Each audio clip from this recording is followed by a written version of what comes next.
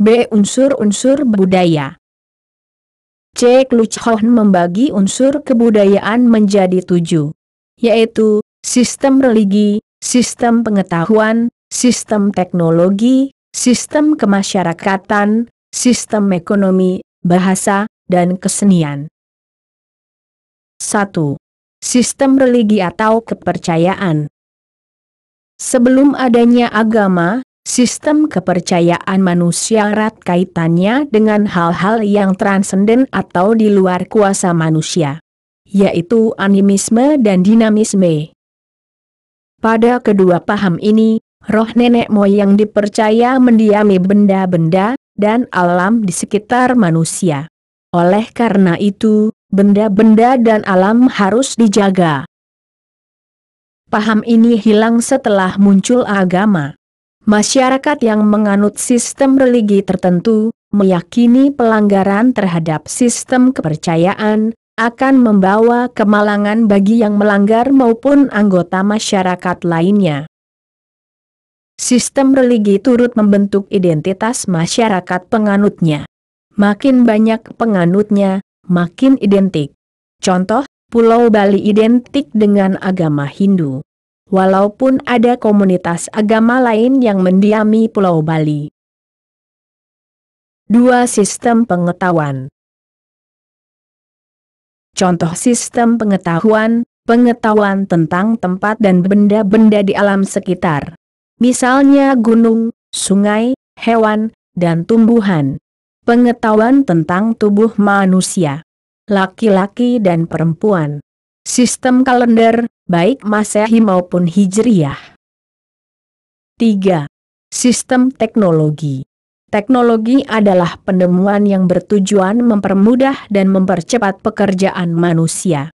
Semakin canggih teknologi, semakin baik pula hasil pekerjaan yang diperoleh.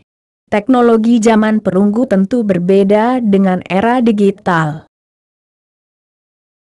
4. Sistem kemasyarakatan.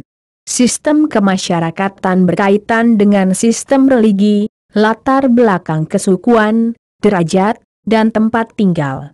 Di Indonesia, sistem yang digunakan adalah paguyuban dan patembayan. Paguyuban menghubungkan anggota masyarakat atas kesamaan latar belakang keluarga, suku dan tempat tinggal. Misalnya, paguyuban masyarakat Jawa, paguyuban Tengger, paguyuban Cina. Patembayan menghubungkan anggota masyarakat atas kesamaan kepentingan, misalnya hubungan pegawai dengan pimpinan di tempat kerja. 5. Sistem ekonomi. Sistem ekonomi sejalan dengan sistem teknologi. Zaman dahulu menggunakan sistem barter atau tukar-menukar barang. Sekarang menggunakan mata uang. Selain itu juga berkutat seputar pasar atau market. Dulu, harus tatap muka di pasar, sekarang bisa secara online, Tokopedia, GoFood, Shopee, dan sebagainya. 6. Bahasa. Bahasa dapat disebut kunci kebudayaan karena menjadi alat komunikasi paling esensial bagi manusia. Tanpa bahasa, manusia sulit berkomunikasi. Tanpa komunikasi, kebudayaan mustahil tercipta. Bahasa yang tercipta dalam suatu komunitas masyarakat berasal dari pengalaman dan realitas yang dialami oleh komunitas itu sendiri. Pengalaman yang diterima suatu komunitas berbeda dengan komunitas lainnya. Dari sinilah muncul perbedaan bahasa-bahasa. Sebelum adanya aksara, masyarakat berkomunikasi dengan bahasa simbol, berupa suara, gambar, dan gerakan tubuh. Memasuki masa aksara, masyarakat mulai mempelajari bahasa secara tertulis.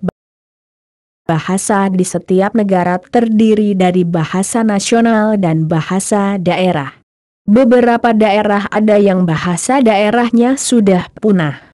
Seperti kekhawatiran generasi tua di Malaysia akan hilangnya bahasa Melayu karena generasi mudanya lebih suka bahasa Indonesia. 7. Kesenian. Kesenian adalah unsur budaya yang digemari karena mengandung keindahan. Bentuk kesenian antara lain seni rupa, seni arsitektur, seni musik, seni tari, hingga seni pertunjukan. Zaman dulu, kesenian dikaitkan dengan sistem religi. Misal, arsitektur candi berkaitan dengan sistem religi Hindu maupun Buddha. Seni musik gambus berkaitan dengan agama Islam. Seni tari barongsai dengan agama Tao di Cina.